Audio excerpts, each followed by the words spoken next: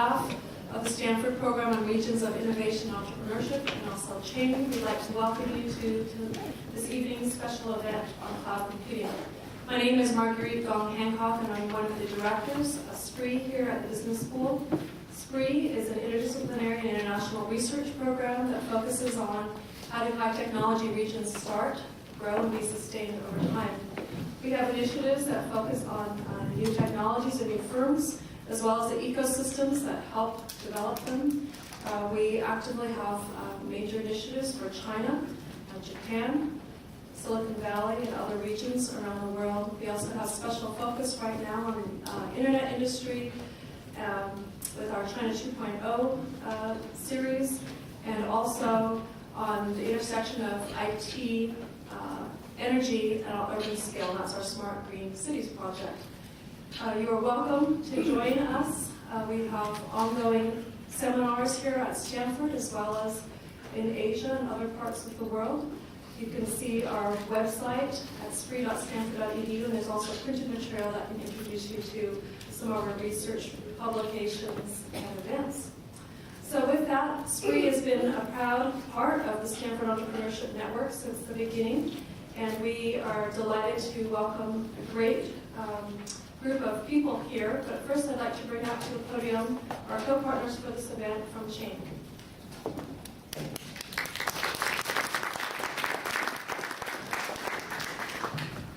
Good evening, guys. I'm Chen Hong. I'm the Director of Marketing at China American Innovation Network. So Chain is a relatively new non-profit organization dedicated to building a cross-continent platform for innovation and entrepreneurship exchange between China and US.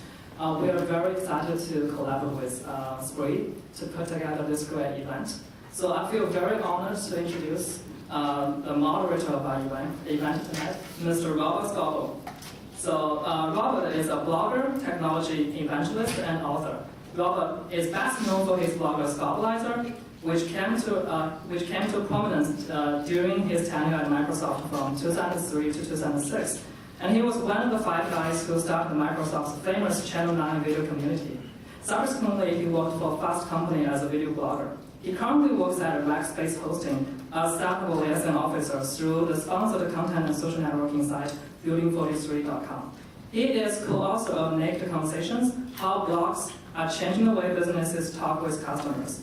He is described by The Economist as a minor celebrity among geeks worldwide who read his blog religiously. So Robert Scobell has over 1 million followers in total on Twitter and Google+. He is very influential in the tech space and has a lot of insights on the latest mobile and cloud technologies. So welcome, Robert Scobell.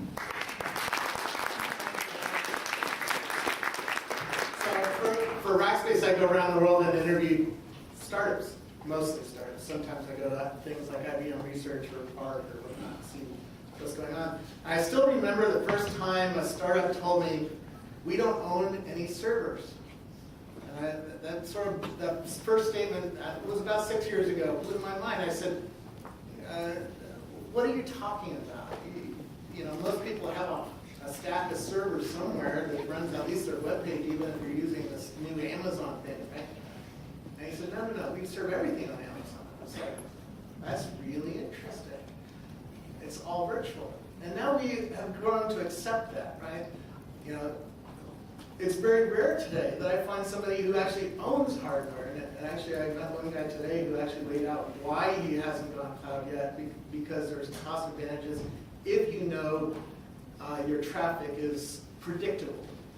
Startups like cloud because they don't know that traffic's predictable. When you're starting a startup, you have no idea if anybody's going to show up when you launch it tomorrow morning, right?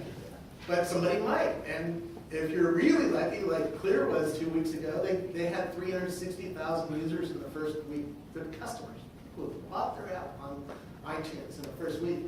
That's extraordinary. I was about the 13,000th person on Twitter, and that was 6 months after Twitter launched. We forget just how much faster this world is getting today because of a lot of these base technologies that we're seeing. So today, we're seeing not just companies choosing cloud because it's cheaper. They don't have to guess, oh, we're going to have 400,000 users tomorrow, so we have to buy a stack of servers to serve that user base. Now you can just open up some cloud servers, and you can even programmatically spin up instances as your popularity grows up. You don't even have to be sitting on your iPad opening up new servers anymore, right? We take that all for granted, but we're going to talk on the panel today about how industry is changing because of cloud technologies, how networking is changing. I'm interviewing a company that just launched last month that lets you build virtual networks in the cloud, right? So we're in a new world, and it's interesting to discover. I'm going to let my panelists introduce themselves. Why don't you, starting down at the end, Jim, why don't you introduce yourself for a minute or two and explain why you're here? Okay, well, I'm here. So before I introduce what we do, let me ask the question. How many of you actually watch a new Discovery series called Gold Rush? Gold Rush.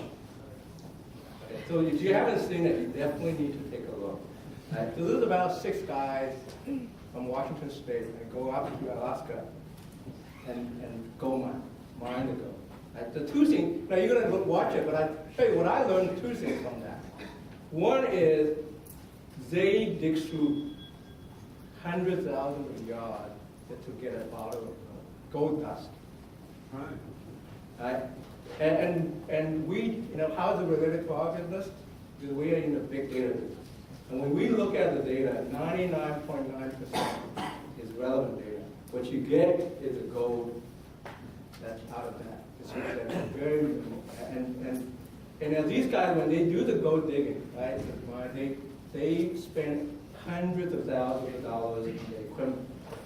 Right? They buy all these big dozers and just, it's a gamble. Like they try to mine gold. And we, 5 years ago, we did the same thing. Right? We used to have mainframe, $2 or $3 million for a startup.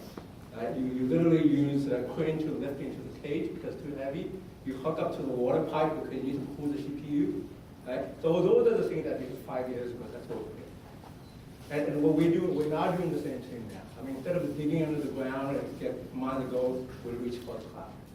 And that's the difference. And that's what we look at what we do. And we combine the kind of data we collect, the social data with the enterprise data, and collect terabytes of the data and running through this pipeline every single night. And it costs 1,000 of what I used to do 4 or 5 years ago. And folks, that's a cloud computing revolution. Great. So my name is Sam Goetz. I'm VP Technology at Box, and what we essentially do is we provide software as a software as a service to businesses to share and collaborate on content. So just either anything from your basic Word documents or Office documents through to CAD or JPEGs or brochures or PDFs or whatever it is you're collaborating on inside your business or you need to share within your business. We help you do that very, very easily. And what we're seeing is just this tidal wave shift of companies that are finally ready to make this transition from their on-premise solutions, solutions that they've built and deployed themselves inside their businesses, to cloud solutions, which they basically completely outsource all of the maintenance, the scaling, the growth, the administration. All of that is completely off their hands, and all they have to do is just tell the software how to manage their users, and that's about it. And it's truly amazing because you look at how enterprise software, like if you're just a medium-sized company and you want to, maybe even just even 3 or 5 years ago, your only option for making your business more efficient through software is basically to buy the software, buy servers for that software to run on, buy storage servers for that software to connect to, buy database servers, buy racks inside your office. Like I have to mount, you actually have to power them and connect them and wire them and network them and do all this kind of stuff just to get the software functioning. Any enterprise software needed that level of involvement from IT. And today, even just a frontline manager, even just an employee can go sign up for any one of these enterprise software services, anywhere from Salesforce to Box to Yammer to just dozens and dozens of them now that are becoming established, can sign up and instantly become productive. And it's a completely different model, and we're seeing just tremendous growth from that. So. When I first started interviewing Box, 5 years ago, some of that, there were a few thousand customers. Now you have, 5 million customers, and you're doubling every 14 months? Yeah, we're up to 7.5 million now, and See, double. it's just been a few months Yeah, since my last interview. Yeah. The numbers here changed so quickly because of the virality that you're able to build into these apps, because people don't need to load anything. They don't need to set up machines anymore. They just click a link on an email, and all of a sudden they're using your software. Right. And that's really powerful. Yeah, the ability to spread is unparalleled. I mean, it's just like, you even think like, we have this cross-enterprise collaboration ability where if I have, if I'm trying to share this collateral with our marketing agency, right? So like, I've written it, but I want them to access it. I send them a link, they're able to sign up for Box and get access for that, and then they're looking at the software like, oh wow, it's all completely available for me to use now for my own business. And it just spreads like that. And that's why, you know, just the last stat released was 82% of the Fortune 500 is now through viral adoption using Box to manage business data. So it's quite phenomenal, and we're just riding that wave and just can't sign up customers fast enough. So. Ken? Thanks. Ken Osterreich, I'm with EMC, and I'm a recovering electrical engineer, having turned to the other side of the market. So there's hope for some of you. I'm representing, I guess, the infrastructure side of the panel. We still make all those equipment, pieces of equipment and wires and disk drive and the storage arrays that these guys ultimately use. But EMC is kind of an interesting the perspective we have on cloud. First of all, I think we're going to agree with a lot of folks here that this is going to be the way that computing is done in the future. But we started life as a storage vendor. That's kind of odd. Why are we talking about cloud? Well, the thing about this way is traditional computing. You used to have something that was made out of silicon that executed code. Then you had sort of the code. You had the data that was distinct from the code. And you had the networks and all these separate things. Well, these days, if you're familiar with virtualization as a technology, and if you're not, no worries. But essentially, the server becomes code. The data is, it becomes bits. The data's been bits. The programs that execute are still bits. Everything is bits now. Right? So where those servers are, where they can be moved to or migrated to, is the same as moving data around. So what we're seeing today is it doesn't matter where these servers are within a data center or within a cloud, and sometimes you might have code that's executing in one place and suddenly you find it's executing somewhere else. And it might be easier to move the data bits to where the server bits are, or the server bits to where the data bits are. And all this is happening in this notion of the cloud, which is providing huge business opportunities for a lot of companies like this and for a lot of startups. We make our money selling equipment both to the hosting companies like the rack spaces, as well as to companies that operate their own traditional enterprise IT. And we're actually trying to encourage companies to think of things in terms of hybrid, right? So there are a lot of good legal and regulatory reasons I bet we'll get into today why companies still want to run their own servers. And there's a lot of great entrepreneurial reasons why you don't want to own servers at all and locate them somewhere else. And there's actually a lot of middle-of-the-road reasons why you want to do both. And this is this notion of a hybrid cloud as well. And my role is trying to tell this story and help people make the right decisions about which cloud, maybe an internal cloud we call it, or a hybrid, or a public, to go use. We'll come back, because I walked around Switch, which is a huge data center down in Las Vegas. He owns, what, 500,000 square foot data centers down there. They're massive, massive buildings. And I see EMC all over the place. So we'll talk about some of the trends that are happening in the hardware, which is actually interesting because it informs, I think, where cloud computing is going to go on the services that we all use. Cindy. Yeah, I'm Cindy Patness, and our venture capital firm, Illuminate Ventures, is a micro-cap VC. It's a category that didn't exist 5 years ago. It's a category that wouldn't have a whole lot of logic, frankly, to exist if it wasn't for cloud computing and entrepreneurs like the people here in this room. So what's the combination of things that comes together to create an entirely new category of investor in this high growth space? And the combination is the amazing ability to have literally order of magnitude lower costs of bringing initial product to market that Jim and others have described here. And the other side of the equation, which is founders who understand that if they keep a company on a low burn rate, initially. They have the opportunity to really discover what the customer requirements are, when it's the right time to scale the business, etc. What that created, however, is a very interesting gap in the market between the traditional angel round of investment that might be $250,000 to $1 million and the traditional Series A investment from a large-scale venture capital firm that's typically a $4 to $10 million Series A. Illuminate fits that gap. That's what we do. We're the first institutional investor in a variety of companies that are cloud-based application companies, infrastructure companies, platform companies. We give them the opportunity to, frankly, retain a significant amount of capital, assess the market, determine whether or not they in fact have a company that ought to scale before they bring a lot of capital into it to do that. Because it's still not free, by the way, to build a high-growth business. It's still not free to build a sales and marketing organization and to gain huge volumes of customers. But what has changed in parallel with the technology are some very interesting elements of the business model. And that's what we serve. Cool. I think this hour is going to focus on three themes, I think.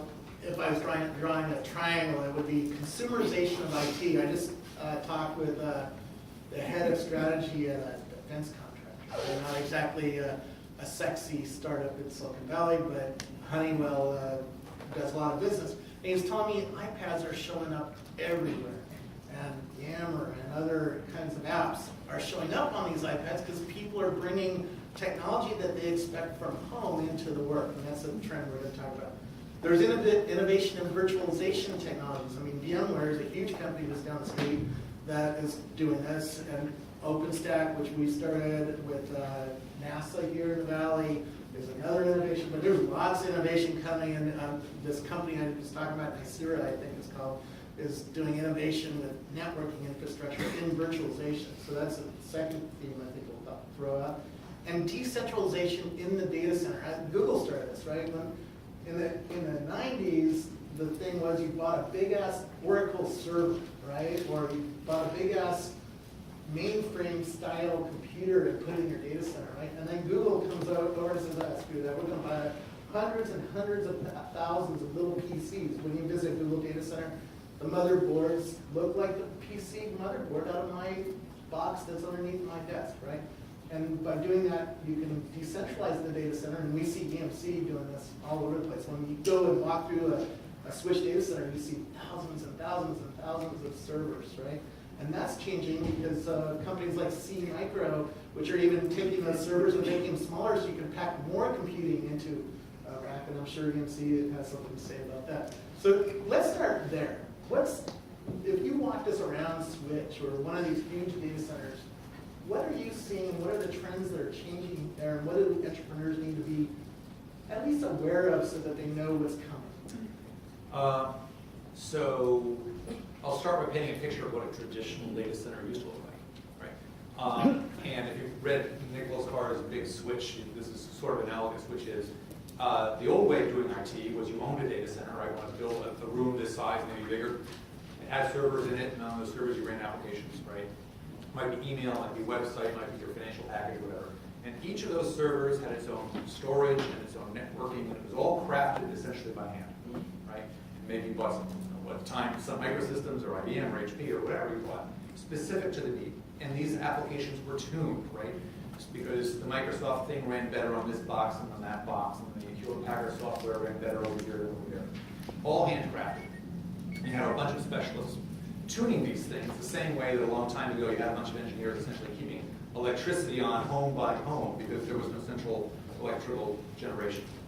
Well, what you're seeing, if you go to Switch or any of these other big data centers now, is this mass standardization, mass simplification.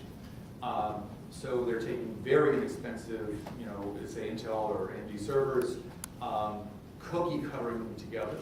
None are more special or more tuned than the others. And what this means is that the applications now that are running, they're not allowed to be tuned, right? They're based on cookie cutter size virtual servers, as I said. Don't worry, you don't know what virtualization is. And the architects who are creating these applications are beginning to think, instead of handcrafting infrastructure, They just think, oh, I just get a bunch of these virtual standard boxes that all operate exactly the same way, and it's easier for me to roll my applications out now, and if something breaks, it's really, really easy to fix because I know exactly what I'm going to get over here. So we're moving toward this homogeneous infrastructure where everything looks the same, and if something breaks, like the Google model, we don't care. We don't even go bother to fix it. It's too expensive to fix. We'll just use another one somewhere else. Yeah, when I walked to a Google data center, you saw boxes that were just unplugged. They just left them there. You just if the box broke, they can unplug them. Facebook actually started this thing called Open Compute, which is open sourcing of the data center itself and everything in it. Right? Are you guys one of the partners on that? We have people on the audience. Yeah. So it's moving toward standardization even stronger with these new open. But by going the standard route, and I'll stop here, it means that more people have access to the infrastructure, whether it's cloud infrastructure or literal infrastructure, because it's all very simple. It's not this crazy handcrafted thing that only the technologists can understand. And it's making it much more accessible to the startup and to the entrepreneur. Tell me about the price slope in the hardware, because that informs what we're going to be able to do in 2 and 5 and 10 years. I'll say two things, right? One is Moore's Law for hardware, and the other is look at the Amazon Web Services pricing sheet over the last couple of months, right? So Moore's Law, right? Things have every 18 months for hardware, and then if you take that hardware and put it inside a data center and figure out what your costs are and then price it as a utility, and look at the Amazon Web Services, their cloud provider. They are steadily decreasing their prices as well for what they term an instance of one of these virtual servers.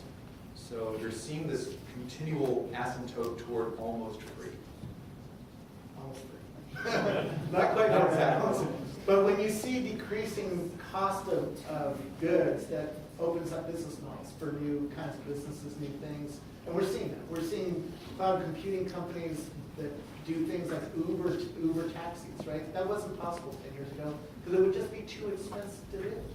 I think Jim is going to Yeah, have one other thing that I think, you guys look at the infrastructure, the hardware, that's absolutely the truth, right? So, when we had a mainframe, for example, $2 or $3 million mainframe in the data center, when things break, and it breaks quite often, the company, and this is a big blue company, right? So we'll fly, it's so specialized, they need to fly the engineer coming in to replace the part. And there's nothing standby. They gotta fly this part from all over the world because it's so specialized hardware. Right? So this is very, very important. I mean, we used to just sit around and nothing to do, wait for this to arrive. But I think more important than the hardware infrastructure, people don't understand, is actually there's the next layer of it. So when I had the database servers, hundreds of different servers, you had to hire the network engineer, the system administrator, the DBA, and DBA, believe me, these are highly paid professionals, right? And the cost of those people, right? I mean, we were a $70 million company, and 25% of what we used to do, and this is my last company, right, is spend on the personnel. So I had a team of 75 people running 24/7 shift on both continents, in the U.S. and China. It just manages them. Right? And that cost is order of magnitude more than what the hardware cost is. It's really the personnel that need to manage all this stuff. Right now, I can replicate the entire same thing, right? Thousands of the cost, right? And I have two managing this. One here, one in China again, right? And we replicate the entire same thing. Right? So last company, we raised $61 million. $61 million. Yeah. Yeah. And Cindy's an investor in us. I'm not going to disclose how much. She's invested in us, right? Get your money back. But I know I will. So, Yeah, go ahead. It's a really valid point. We have companies in our portfolio right now. Let's just take, I'm not going to name names because it wouldn't be fair, but take one company that was built in the cloud. They are a cloud-based delivery. They're on demand. They're all those other good things. But in the old school cloud versus the completely public cloud. The difference in the economics, I just did this math last week of how many dollars it took to get the one company versus the other to a $10 million recurring revenue run rate was literally the difference between 4 million and 40 million.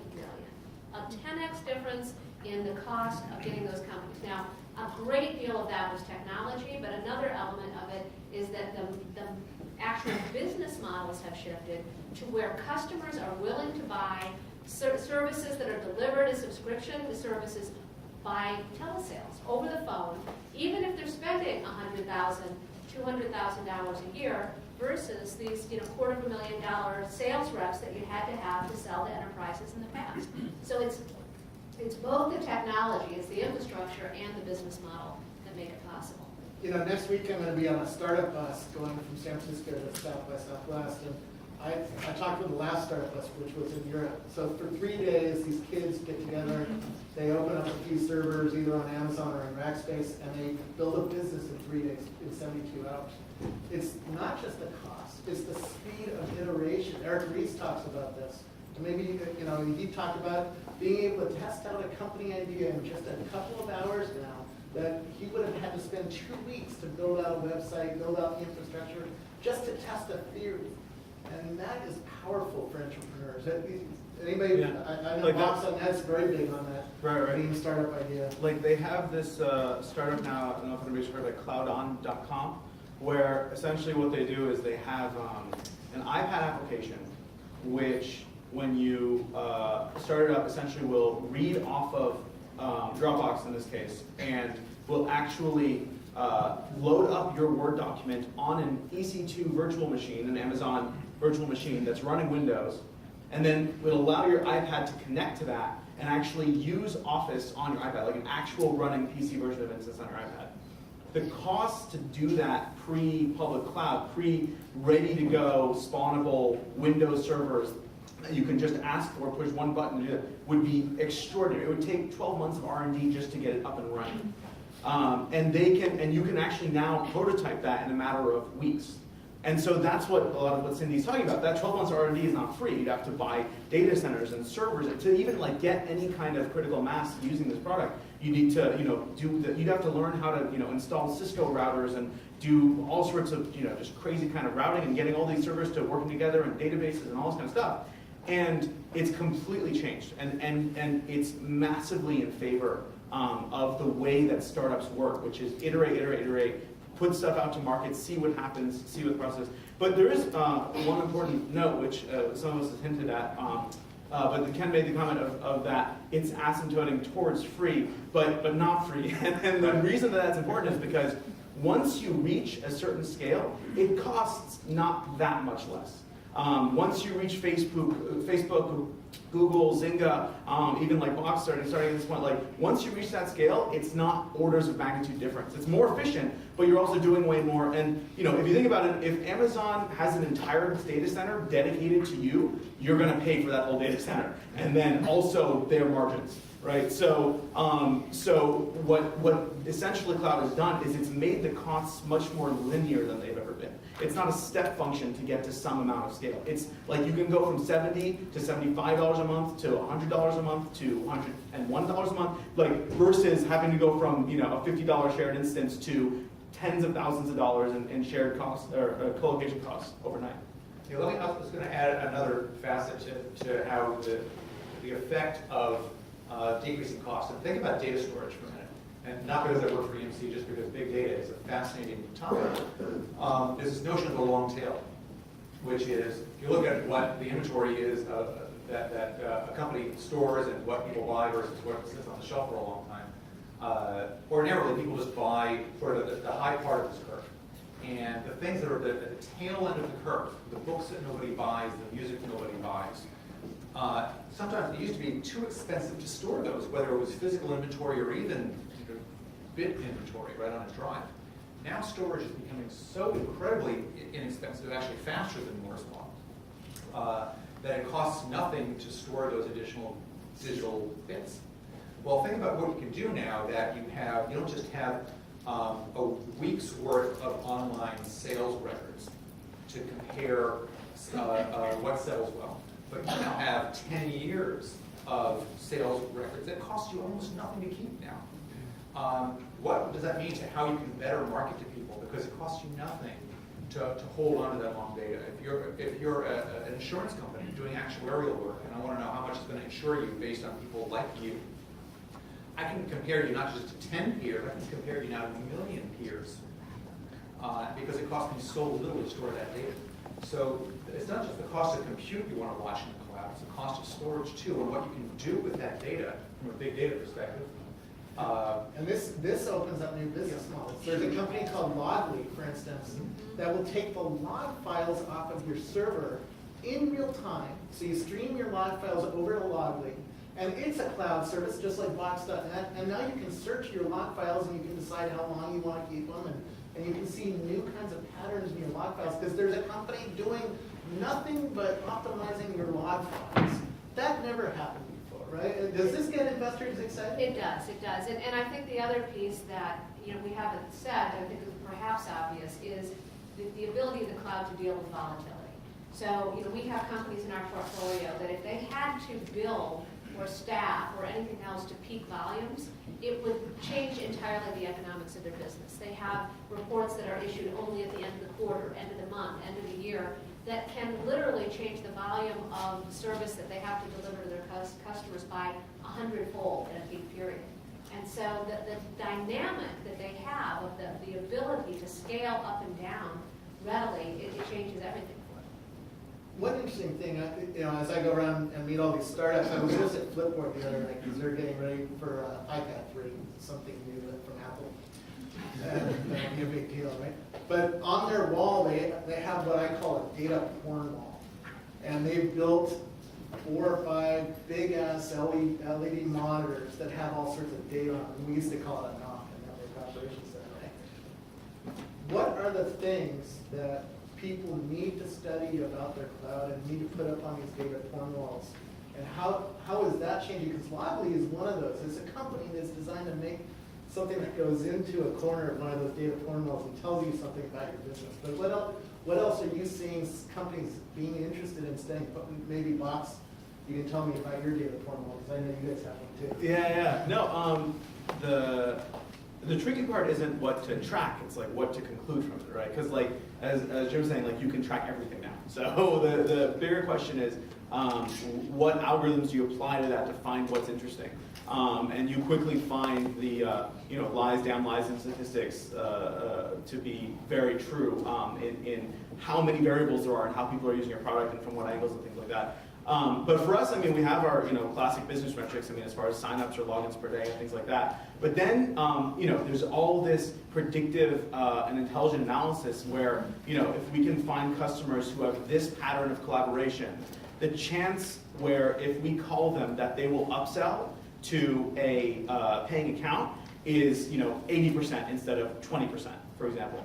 And that again is this power of the cloud and allows for insane growth that was never possible before. Like on-premise solutions could never gather data or make their products more intelligent or improve their business models through customer analysis because all the instances were completely isolated. And you couldn't make changes to them easily, and you couldn't extract data from them easily or run analysis on them easily. And so all of that's completely changed. So not only can we watch our business metrics, but we can actually, and this is all what big data is you can rapidly iterate in your business by looking at, I mean, if I wanted to, I could actually track, every time somebody hovers over one single element, or every time anybody hovers over any element on my page. And I would just do that for like a small percentage of users, and I would gather all that data, and I'd be able to do all sorts of correlation and analysis and statistics, and then come up with, there's a story in the news about Target, how it predicted that a man's daughter was going to was basically pregnant, and the Target knew about it before the father did, based on the daughter's purchasing habits. So that is now like that's the power. It's insane how much analysis you can apply to that and how much intelligence you can get out of it. I was just, by the way, chatting with Ken. The Target story, we built it for them. And this is a 10-year-old technology, right? Yeah. So, I mean, you look at what we used to do in the last company, it really helped the big retailers, Walmart and Target, run their store operation. If you think about it, how do you optimize every single price in 8,000 stores, right? And 500,000 SKUs in a store. Right? And this is a tremendous, the computation requires, hundreds of different servers running more than a week to try to crank that thing. Right? We used to do that, and we couldn't do it because loading the Walmart data took us 1.5 years. Just loading the data, right? Because just they had to build 2 separate data centers, $5 million each, just for us to really do this work. Right? And this is what it used to be. And to that, we spent so many millions of dollars to buy the hardware, just because we need to run it. And 95% of the time, by the way, all these CPU powers are just sitting there, idling, wasted. You just meet the peak demand. Right now, you can do the same thing. You can have 500 instances, 1,000 in the cloud, run it for an hour or two, and burn it down at a few $100s. And win 10 times more later. That's kind of scale you're talking about. By the way, our engineers are competing to see how fast we can make spinning up servers possible, especially with open, because it's really, we're in a war with Amazon. So, that's one of the metrics is how fast can you spin up 100 servers, and it's under a minute now. You can spin up 100 servers programmatically. It's pretty crazy. So there's a whole other aspect to the data visibility, I think. If you are... We won't promise that until next month. Can we hold it to it? You heard it here. I'm probably going to get in trouble. It's pretty crazy to see that demo. I love that. So the other side that I'm thinking through is, as an entrepreneur building a software application, now having a SaaS application that you're delivering out there, that data, that access, that ability to actually have visibility into how your customers are using your product in real time is huge. I still remember, as a founder and CEO myself, finding out only at the time that we would have like the services renewal agreement with a customer, that lo and behold, they were actually not going to sign the agreement because they were using twice as many instances of the product as we thought they were. Today, in real time, every single SaaS application knows that. But even more important, they know who's using the product, who's not using the product, and can identify in advance customers that might be at risk of churn. And that's a really big deal in the world that we live in of subscription pricing and SaaS kind of revenue models. By the way, I'd love to make this interactive. I don't want to just make you all wait to ask questions until the end. So if you have questions, jump up to the microphones and get involved with us. How many people are building companies that are on cloud already? Just to give you a sense. Good number. There'll be more every year, which will be a lot of fun. What's happening in the enterprise? We talked a little bit about it. At Rackspace, we're seeing a huge number of enterprise customers come into cloud to save costs, to get rid of their data center staff that was keeping those racks of servers up and running and changing their roles to be one that serves the business. But I'd like to hear what you guys are noticing. I mean, from our example, from our experience, one of the things is the cost savings are just too great to ignore at this point. The businesses are realizing that their on-premise solutions, they have to worry about scaling them and adding more hardware to them and keeping up to date with the license fees and all these things. And we can outbid those kind of solutions by up to an order of magnitude, which is just mind-blowing to a lot of the customers we talk to. Another is that we talked about the iPads earlier, and what's really interesting about the iPads is people are seeing this technology in their consumer lives, and this is about consumerization of IT and stuff, bringing that into their work environment and then demanding that their software is as good as their consumer software. Their software enterprise is as good as their consumer software. And that's a pretty tall order when you compare something like Facebook to something like Documentum. But it's this shift of this generation of knowledge workers who are coming in, spending their whole lives on AOL Instant Messenger and Twitter and Facebook and Zynga and all these kind of things, and expecting their software to share information in their business to be the same. And to be just as good and efficient. And you go in and you see 5, 10, 15-year-old mainframes, and this is what people are trying to get work done on, and it's a major competitive disadvantage. So when people bring in these iPads and different devices and things, the other thing that's really interesting is that it used to be that IT would be able to basically go to Microsoft and just get a whole stack. Gets everything from the servers to the databases to the operating system to the software seats on the clients and everything, and they'd be done essentially. And Microsoft would have absolute control over that IT program at just any given company. But now you have an environment where you have iPads, you have Google Apps involved, you have all sorts of different technologies kind of playing into the climate where, and that's one of those things that's very disruptive and a huge opportunity for startups to come in and have way more leverage, because Microsoft is not providing a solution for iPads, and it's very unlikely that they will. And Well, we'll see. There's lots of rumors. good luck to them. But it's not just Even if Windows 8 fails. yeah, well, yeah. Because they're not willing to give the whole market. Right. But I mean, just to wrap up, like there is this opportunity for kind of unifiers or disruptors to come in and own this layer, and that is one of those things that was not possible before.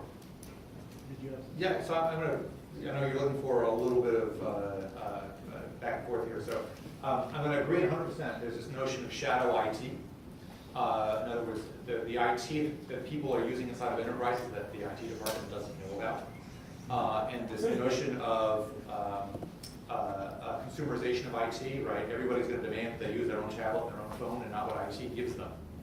And this is going to be a huge disruption. But on the other side, right, so water on the fire.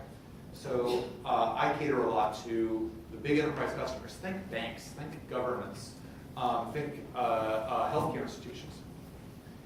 That either the law says you may not use the cloud, the data cannot leave your four walls, or the chief security officer at a bank who says, this thing can't be locked down, no way in heck am I going to allow you to use it, right?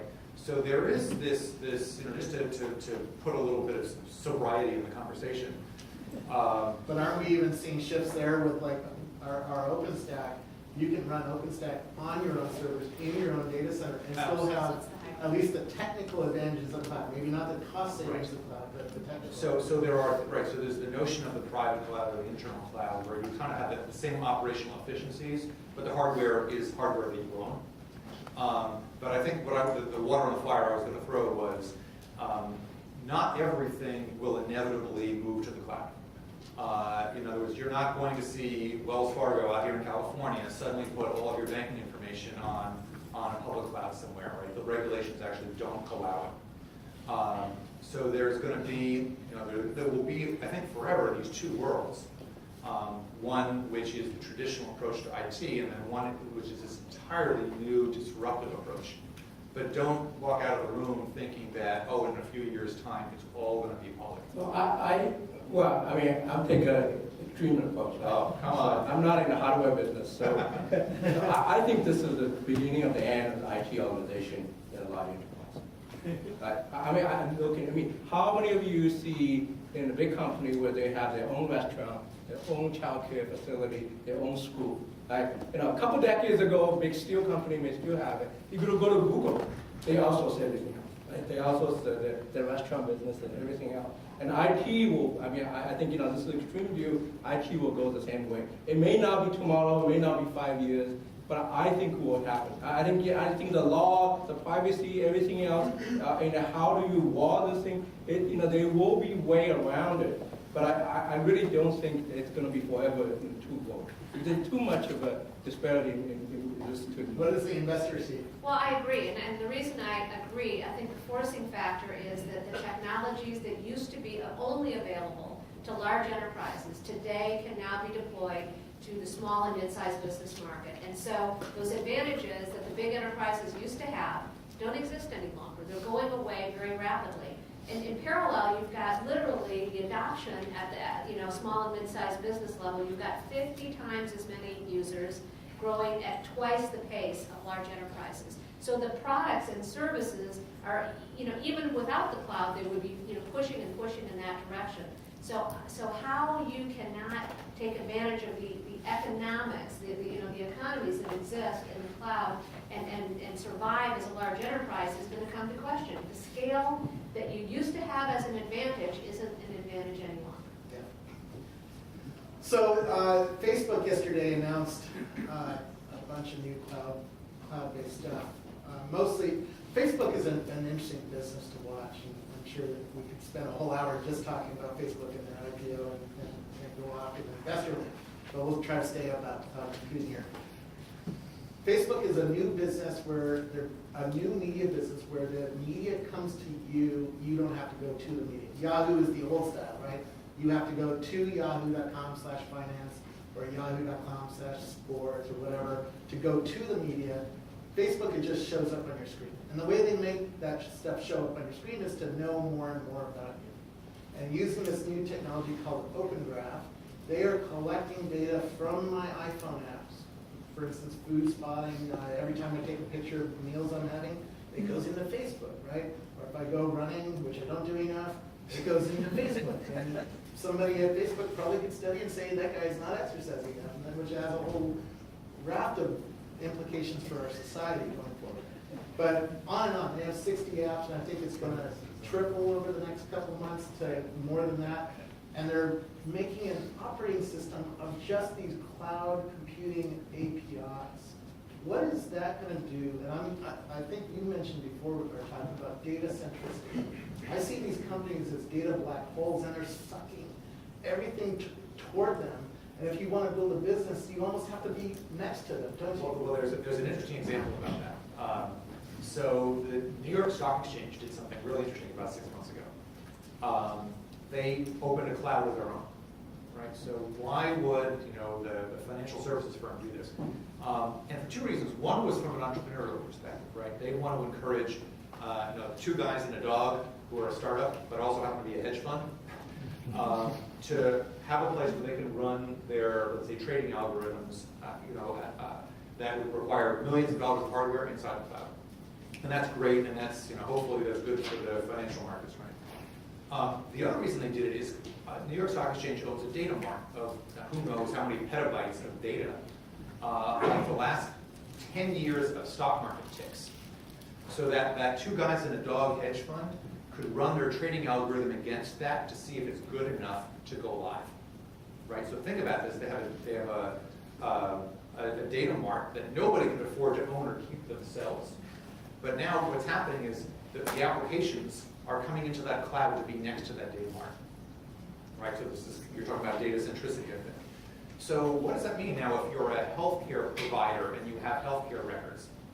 What does that mean if you're the U.S. Geologic Survey down the street from Menlo Park, right? And you have all these geographic and geologic databases that the oil companies want access to? What do you do if you're NOAA, right? Or the weather, stands for whatever, North America, atmospheric, all that stuff. And you want to do weather modeling or atmospheric modeling. There's a database now that you might have access to. So there might be this notion of special purpose clouds, right, that are data-centric because people locate their applications to where the data is. And this is a whole other area that I don't know that people have explored enough, but a huge, entrepreneurial area around data centricity. Jim, as an entrepreneur, are you feeling that data pool of these big companies like Amazon or? So this is our business, right? So we help the retailers and brand connect directly to their consumer. Right? So we have a completely RP model. So you give specific, as a user, you give specific permission what you want to share and how you want to share. And that information is critical to the brand. And I receive dozens of offers every day in my email. I use it because that's my job. I look at it. 99% of them is not relevant to me. And the group I'm sent to me every day is about spa, about manicure, and all this stuff. My wife may need it, but I just am not interested. And over time, people will turn it off and supply. So it's critical. And IBM had a survey 2 months ago saying that 73% of the consumers are willing to share the profile data to the trusted brand, not everything else, the trusted brand, in order to get what you receive, the relevant information, which is the content, right, or your newspaper content, or the offers and everything else. I think the world is changing. As long as you really give the permission to opt in, and we are, that serves better to the consumer. Right? I think it's also, Ken and I talk about it, it's also a generational thing. I mean, I may not be comfortable. My 2 teenager boys absolutely have no problem. Anybody else on the data centricity? So the argument I'm going to start is Tim Cook, when he announced Apple's earnings a couple weeks ago, the world's moving so fast, it's crazy. He said in 2007 that they sold $1 billion of stuff to Chinese customers. And last year they sold $20 billion worth of stuff to the same customer base. And he said they haven't even scratched the surface. So they're seeing a growth curve that's going like this, which should get all the Stanford students really excited about where the money is in the future, right? But their data-centric, their databases are behind a firewall that I can't quite get to, or at least they can't get to Facebook and Twitter and the other data centers out here from inside China. Where are we going to see these sizable new businesses start in China, or are they going to stay in the United States, or is there just going to be a separate internet for that for these two countries? Because this matters, right? If you're building a business, you have to. If you're Google, I just talked with the guy who used to run Google in China. This is a big problem for both sides of that firewall, right? There's a firewall, and the Chinese government uses it protectionism. They lower the firewall, they copy our service. So if some kid over here in Stanford decides to develop something cool like Pinterest, they lower the firewall, they clone Pinterest, then they put the firewall up, and all the kids in China say, shit, Pinterest just disappeared, and now they start looking for the Chinese one, and sure enough, there's a Chinese one. Right? This has happened over and over and over the last 5 years. What does this matter to our cloud computing? I think if you look at from two sides, I think that I don't have an answer for whether I think we deploy in Korea, in Japan, where Facebook is growing exponentially. We don't have an answer for China unless we're going in separately to build a completely different model. But I think if you look at from a cloud computing perspective, for the infrastructure guys, EMC for example, I think it's a big difference. I really, we've been doing, my last company, I had a 100-person organization in China, and doing literally the colo management piece. Right? So I think, so when we get to the point where the infrastructure of the cloud computing is getting so expensive, no VC in their right mind, maybe except for the RAS space, right, to really invest any new company in that. Because it requires the real estate, the power, the bandwidth, and everything else. And where can you do it? I think China is going to. If they can pump, tens of billions of dollars to build a highway, railway, they will, and they will build it. Well, this is an interesting, right? And where my mind goes when we talk about this is in China as it develops, you're not subject to kind of what I'll call the legacy infrastructure that some other countries have. Right? So if you look at sort of where do all the servers live in the United States, I'd still say that the balance of them are behind firewalls inside companies. Right? China probably isn't suffering from that, or at least in 5 years, it's going to be completely the opposite. Right? Well, every company in its own right mind in China will own any infrastructure. They're not bogged down by that legacy, and it makes for potentially explosive scaling and growth. However, I think that they have in terms of the infrastructure and the management. I really believe the additional service, like the specialized service, like we do, in terms of the deep analytics, like how do you mine the gold from the data. I think they're 5-10 years away from that kind of stuff. Yeah, I agree. I think while there are ideas and concepts and services that can be relatively easily copied. Up goes the firewall, sorry, we're going to do it our own way. There are things like what Jim's organization and many others that I work with are doing that require deep domain knowledge, that require huge amount of predictive analytics capabilities or whatever it may be, that are not simply going to be, we're just going to do our own in 6 months.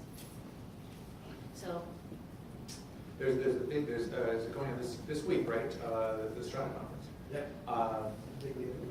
Big data conference going on in Santa Clara, and that is mostly focused on this notion of data analytics, right? Taking these petabytes of structured and unstructured and random streaming data, and trying to make sense of it all and derive value. That there's this new role called the data scientist.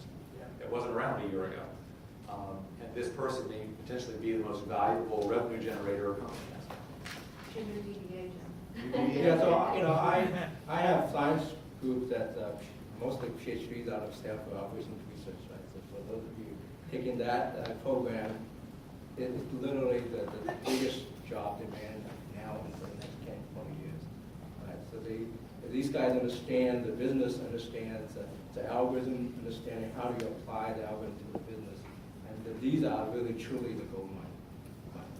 Yeah, just to give you an idea of some of the streams. I mean, Twitter, well, it's a little slow right now.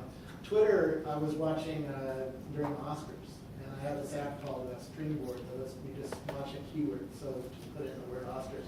It was going so fast I couldn't even see the tweets. Not even just couldn't read them, I couldn't see them. It was just, and you had to apply other filters to start to see patterns in data and slow it down a little bit. There's apps that are using this thing called Node.js. The guy who started Computer Associates came up to me at a venture capitalist party and said, you gotta really understand Node.js. It's just mind-blowing what you can do with it. These kids in Europe that were on the startup bus that showed me this thing, they're now using Node.js to grab pictures and images from around the world in real time and show them to you in this new app that they built. Right? So it's opening up new kinds of visualizations, new kinds of ideas.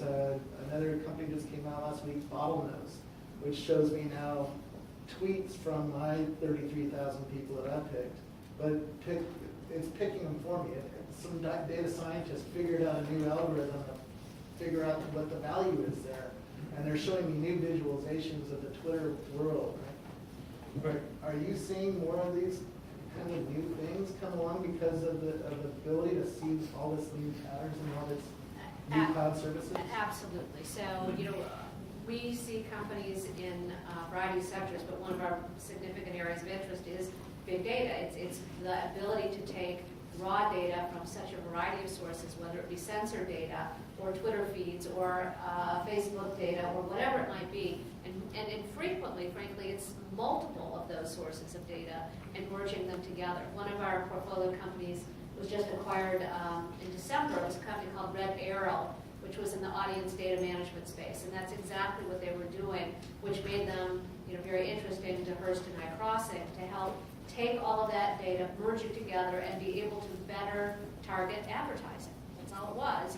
But you don't do that, in a world where you don't have access to that kind of data. It's a whole new world.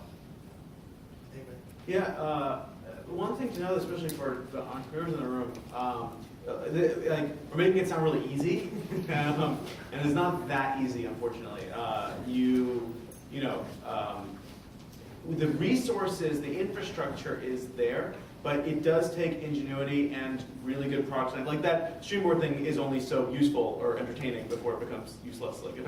Like what's more interesting is the startup that then takes that and actually applies the intelligent data mining algorithms and potentially goes through dozens of iterations of that. The point isn't that now big data is easy. The point, and there is this still grind of having to go through this or try all sorts of things. The point is that you can do it.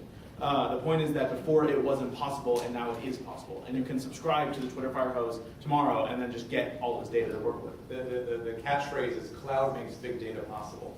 Right. Not easy. Not easy, but possible. Because now it costs pennies, essentially, to do analytics on massive amounts of data that you, A, never had access to, and B, could never afford to. So what new business models are there out there for you, entrepreneurs, to go say, gee, if I had this data over here and this data over there, what could I derive from that that would give value to someone else? Yeah. Right. And that's, I personally believe, going to be the explosive new area that merges cloud and big data. Yeah, when I toured that Switch data center, eBay had a huge cage there. I think they have $250 million worth of equipment, which probably makes you guys very happy. But in one corner of that cage, I think they had a 20,000 node Hadoop cluster, just so that the data scientists would have a place to crunch the data to see patterns in eBay's. Hadoop is the search engine that Google uses all the way down the board. Yeah. So, right, and more people are using Hadoop, this search and indexing algorithm, to do just that, to take data that people even consider was data before, clicks, random click streams, things like that, and make sense of it all. There's this huge value hidden in all that data now. Anything else? Hey. Yeah, come on up. Hi. Hi there. So And tell what me about who you here? are for. Sorry, what? Who are you? Hi, my name is Annie. I'm a master's grad student at SPRIE department. My question goes back to your China comment. So, Jim, you mentioned that there are no solutions for partnering with China, but Bing, I noticed that they partner up with Baidu, and all of the English searches go through Bing, and they're able to get data from Chinese searches from Chinese people. Likewise, Apple is trying very hard to partner with China Mobile to spread their iPhones. So, is there a similar solution for cloud computing? Could they partner up with a Chinese company and then go from there? Yeah, certainly, I'm seeing that you have to sort of keep separate, right? If an American company puts a server in China, they now have to live with the Chinese laws, which causes you huge PR problems. People like me get pissed because my tweets are getting censored due to Chinese law, which is different than American law. American law has freedom of speech. In China, you don't have it. How do you partition businesses completely as separate businesses? So I'm not going to go down the political.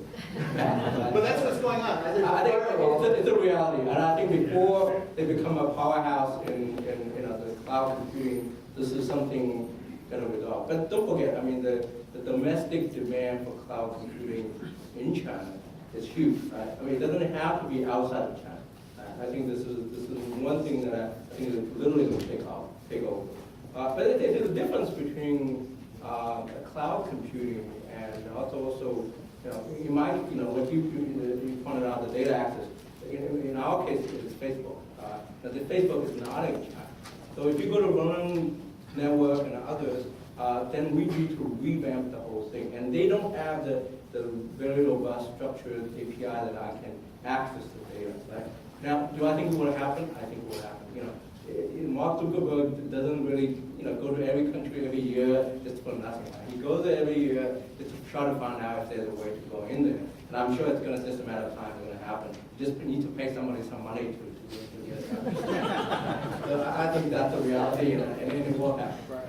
So, is there any advantage to cloud technically to have your service close to Facebook's data center? From our perspective, we use Amazon. It doesn't really matter where the Facebook is, and I don't even know where the servers are. I used to, when we built out, we had to have one right here in Santa Clara, and I had another one in Sacramento. Why Sacramento, you ask? Because that's the closest to us that's outside of the earthquake zone. Right? So that's as simple as that. I don't even worry about now. It's not an issue. Do you have any tips for entrepreneurs who are starting up? Do they have to think about architecture differently? Certainly, you'll have some business tips. Buy lots of servers. I think that's the main takeaway. No, buy an iPad. Put Rackspace on your iPad. Don't buy Now you have don't lots buy of servers. servers. No, you have lots of servers. It's called inside the Rackspace app. You can start them up with your finger. You buy a house, sir. One thing is, one interesting tactic is go after a business that was not possible even 1 to 3 years ago. Yes. Because so much has changed in the past few years. Even just like any business based on iPad right now was not possible before mid-2010. And so, even Twitter is now like exploding because of this, or Foursquare, or a lot of these geolocation services. Square, you could not enable all these businesses to run. Square provides basically, it's the company started by Jack Dorsey, the founder of Twitter, which provides the ability to take an iPad, plug in a little reader into the headphone port, and then turn that iPad into a cash register, essentially, and it handles all the credit card stuff. It's the easiest way to basically accept credit card payments possible.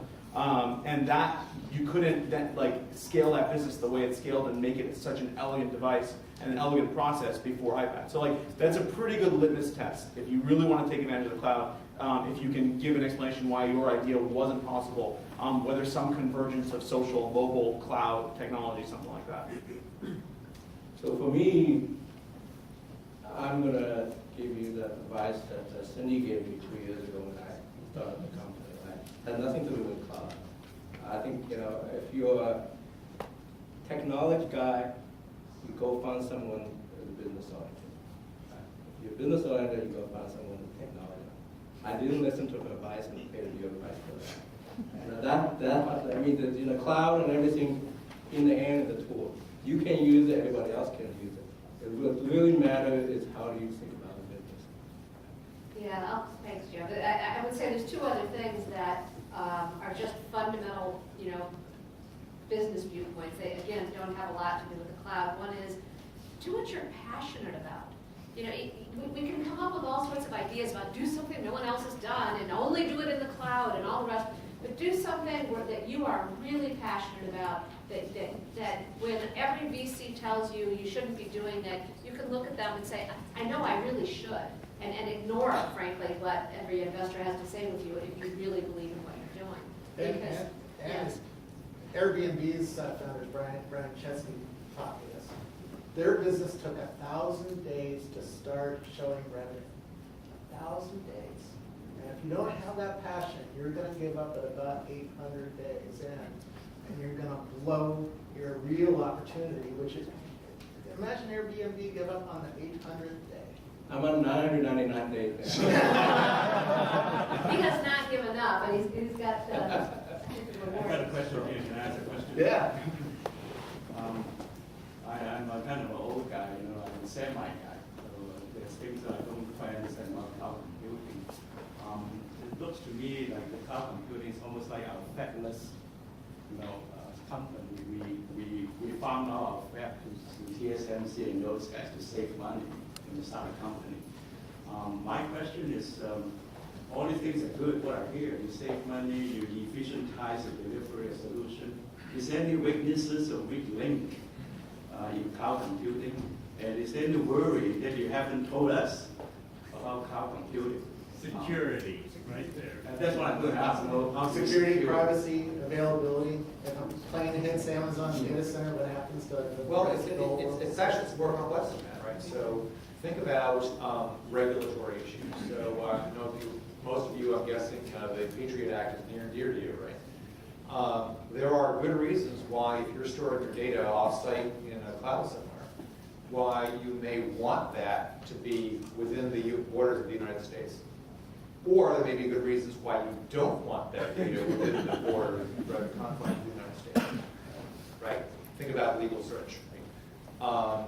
There are regulatory and IP intellectual property reasons why data and intellectual property that crosses borders suddenly is subject to different law. Right? Think about the laws of France, for example, very, very strict laws on this.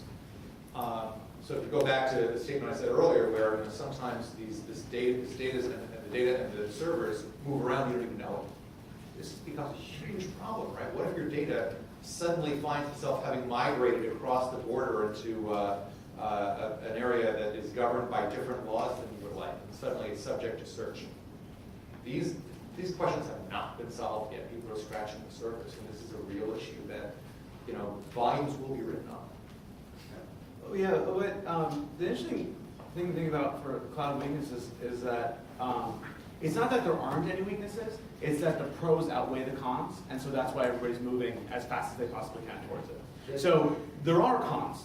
Everything has cons. But just think about 40,000 people dying on the streets every day, right? Every year in the United States, and we still drive home. Exactly. I mean, so that's just the reality. It's not that we're just like, oh my God, there's nothing wrong with it. It's perfect. It's just that, if you just think what happened with the electrical grid, it used to be that every company had their own generator, and that's just how everything was done.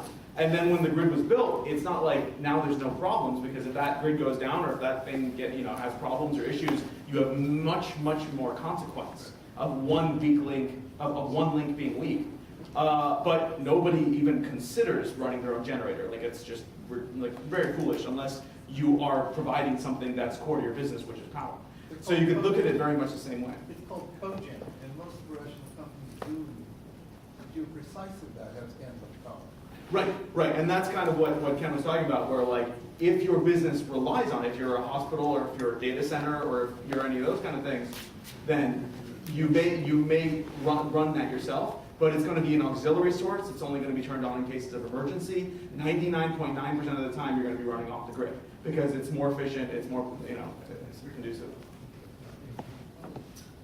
By the way, it also depends on what kind of business you're in. I think cloud is perfect for data analytics, for big data. People like to have a lot of consequences, so huge amount and unpredictable demand on the storage and CPU and so on. But if you're building a dedicated banking machine, transaction stuff, it's okay, but it's not a perfect fit. Yeah. There's a cost difference too. Again, back to the beginning, it's cheaper to go cloud if your traffic is spiky and unpredictable. If you're predictable, like Fox.net knows a certain baseline of users that's going to show up tomorrow, they are going to be cheaper if they put it on their own servers, right? And in their own data center. But you have to get to that point where you know tomorrow is going to be a certain amount of data before you can even consider that. Yes, I'll raise my voice so everybody can hear me. What type of infrastructure do you think is most missing from the cloud computing landscape? In other words, what type of service is missing? What type of software is missing? Where do you see the opportunities, the holes, the gaps that need to be filled in? I think if we knew, we would be hitting her up for some funding, and we would be, I'll tell you. trying to hire you guys to I join our don't think I company. have an answer, but I had a very interesting conversation not that long ago around my advisory council. We have an incredible group of people around it. The head of corporate strategy of IBM, the head of strategy at Salesforce.com, who else was on the call? The president of the consumer products division at Symantec, an amazing group of people. And one of the conversations that came along was, you'll appreciate this, you have no idea what EMC got when they got VMware that all the rest of us still want. Yeah. So if you look at that stack that was part of the original stack and how it's expanded since then, you're going to find Microsoft, you're going to find IBM, you're going to find all of these other players out there still figuring out how they're going to fill in all of those gaps. Yeah. The smartest people I work with at Microsoft, they're at VMware. So you guys nailed it. And 1/3 of that triangle is innovation and virtualization, and there's a lot to be done there, right? My thoughts on that is let's take it farther. So we've now outsourced and completely commoditized servers. Let's do the first level of infrastructure software. So there's this really cool company, .cloud, dotcloud.com. And what they've essentially done, they're just, I think they were, I forget if they were account right now, but essentially just a startup that's just getting started right now. And what they've essentially done is they've taken all these pieces of software that people usually, like you just talked about Node.js, right? Like any engineering or ops team or even just like two-person startup that wants to run Node.js now has to go through this slog of, it's all this new stuff, it's brand new, so they have to download it, they have to read all sorts of like randomly assembled blog articles and how the thing works, they have to read through the source code, they really have to learn the thing on the inside out to operationalize it and productionize it. And that, I think, is one more layer that can be removed from the entrepreneur or the technical co-founder or the engineering team and operations team, even of an established company. Because a lot of the infrastructure is so cheap to co-locate now, and it's so efficient when you run a whole bunch of it at scale, that you can, if you're providing EC2, or even if you're using EC2, you can provide this other layer where it says, oh, you don't just want some compute units, you actually want some Node.js units or MySQL units or PHP or Rails or Django. And we have this whole staff of engineers. I'm sorry? Active state. Well, sure, no. Well, yeah, no, I'm not saying that they're the only company. Huge opportunity. Yeah, but it's like, I mean, that just means there's just even more of that wide open. But it's just like, EC2's been done, by the way, Robert. So don't even bother. There were these Stanford students, and the search had been done too. Yeah. 17 search engines before Right. these two kids did Right. this thing called Google. 17 search engines. Alta Vista thought they had. So, long story short, yeah, it's I think that next level where they built essentially the monitoring components, the productionalization. Foursquare had, like a year or two ago, had this 11-hour outage or downtime because they simply misconfigured their MongoDB instances. And you can't really blame them. It's brand new technology. MongoDB was like a year or two old at that time. So there's this opportunity, I think, for companies to come in and be able to provide that service as well. The new cloud company directing software as a service offering primarily targeted at companies. And eventually you target all kinds of companies, but you have to initially make your target market choices either being SMB or large enterprises.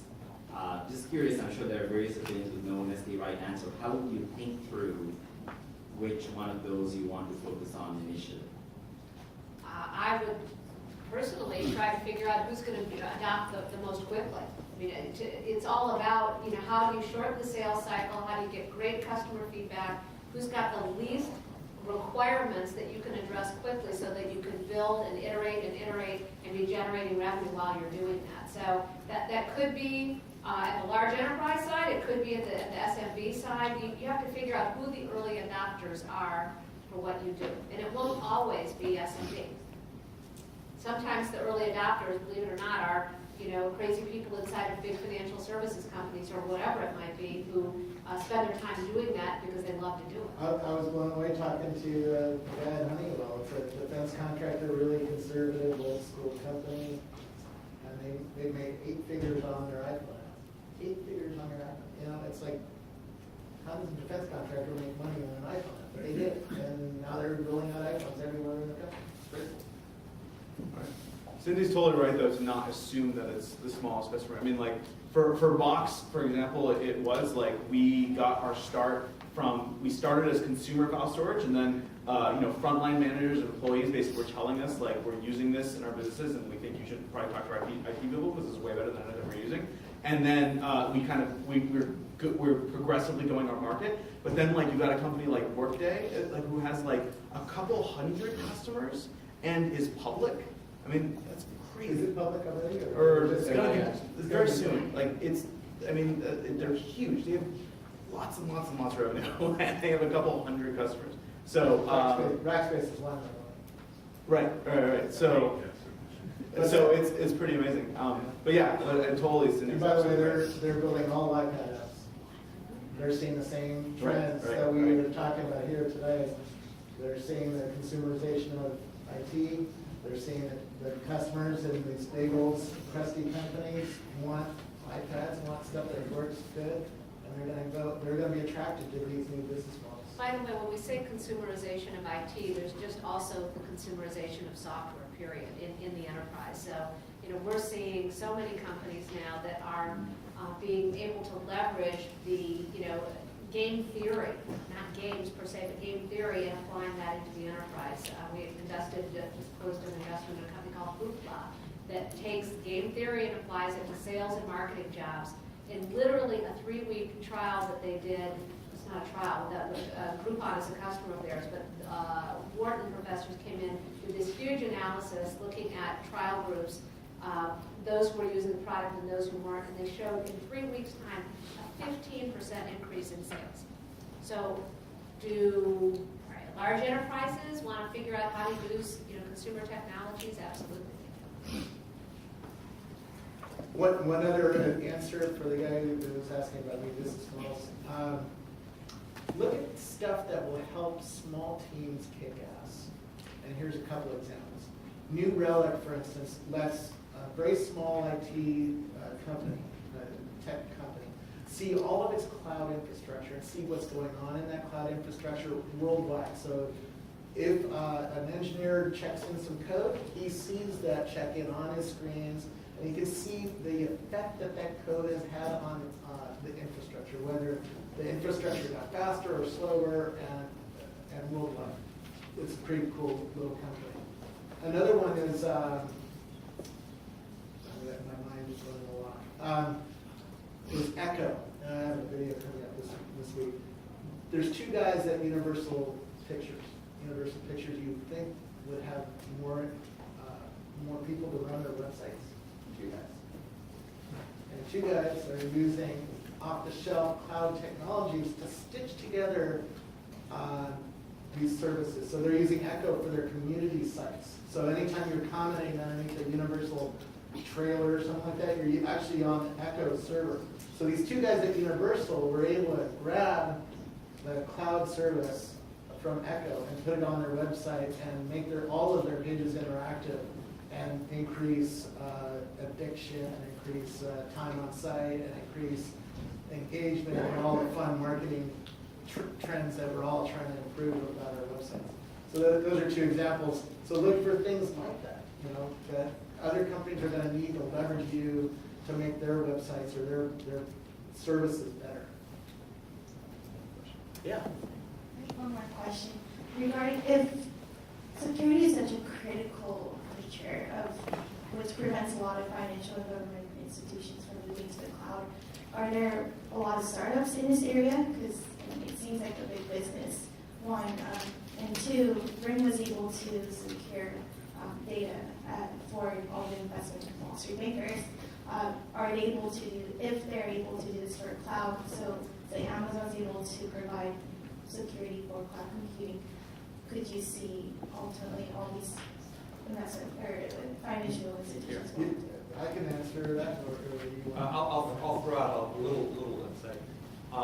So don't confuse security with regulation. They're 2 different things, right? The security and trust issues are being solved, like the way that RIM can lock down their mobile devices, etc. However, even the best lockdown technologies might still not change what regulatory environments are out there, right? That I was listening to the CIO of California speak the other day, and she says, I would love to save money by moving to the cloud. I'm not allowed to. Right? Just there's privacy issues and laws in place that say she's got to own this stuff. The 2 are different. But I interviewed a company today called Spider Oak, and he has built infrastructure that competes with Dropbox. He didn't go with cloud, so Dropbox went with Amazon, and Spider Oak owns their own servers, and they're offering twice the storage for the same price that Dropbox is, so half the price. And he told me he's built a system where he can't even see the data that you put on his own servers. He does not have your passwords or your data keys. So I would feel secure, but if I was the government CIO, I still couldn't use it. So it's actually, from a startup perspective, we deal with billion-dollar companies. But the question is very simple.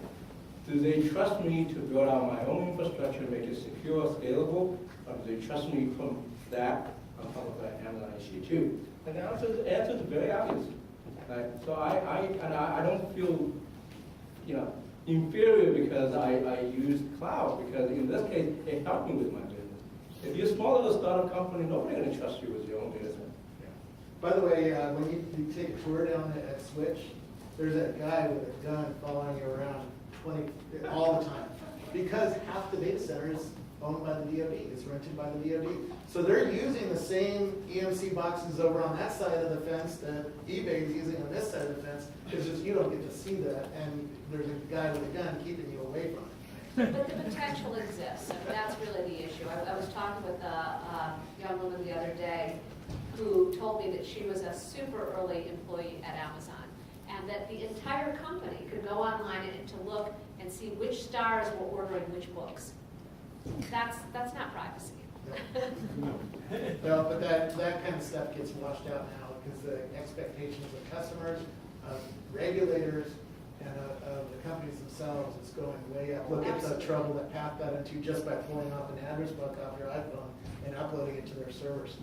That stuff is going to continue getting worse and worse for these companies that they're trying. But with this, interesting opportunity for you, I think you asked about other opportunities in the cloud. Well, I can share opportunity with everybody here. No, but what if, right? What if you are able, for example, to meet regulations, let's say HIPAA regulations for privacy and medical records. You set up a data center that meets those regulations. Now suddenly you might actually be a center point for a new industry around that, where the healthcare providers would trust you with that data. So you might, long way of saying, there might be industries that are built around the regulatory environment that's out there. Right. I think the original question was around, possible ideas for companies. I think there's a lot there. I mean, just off the top of my head, just this idea that you could help provide redundancy or search capabilities or legal discovery or things like that for this new emerging set of cloud services is huge and very, very possible. We'll take one more question, but I think it's about 7:30 this time. What's your question? And who are you? Right. Yeah. Can you hear me? Yeah. So my question is regarding, it's around the power consumption and energy efficiency for data centers. You know, these data centers run 24/7, consume a lot of energy and resources to keep them cool.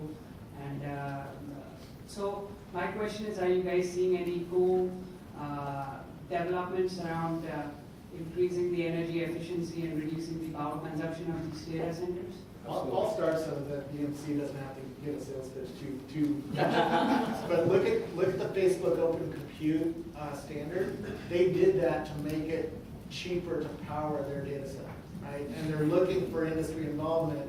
By the way, they're using outside air. They're not chilling the air very much. They're using water to chill the air, and they're locating in places where you don't need a lot of air chilling or air heating. That's one aspect of it. The other aspect that I'm seeing is these new ARM-based servers.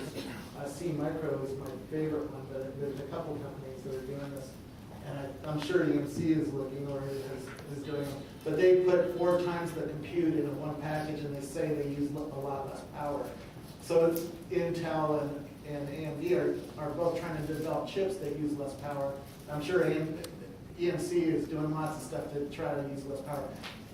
As a big consumer of this stuff, if you save me on power, you save me money, I get to pass that along. So there's a lot of pressure on the hardware guys to reduce the electricity and heating requirements, right? You got anything to add to that? Well, generically, people are finding that big data centers are inherently more efficient.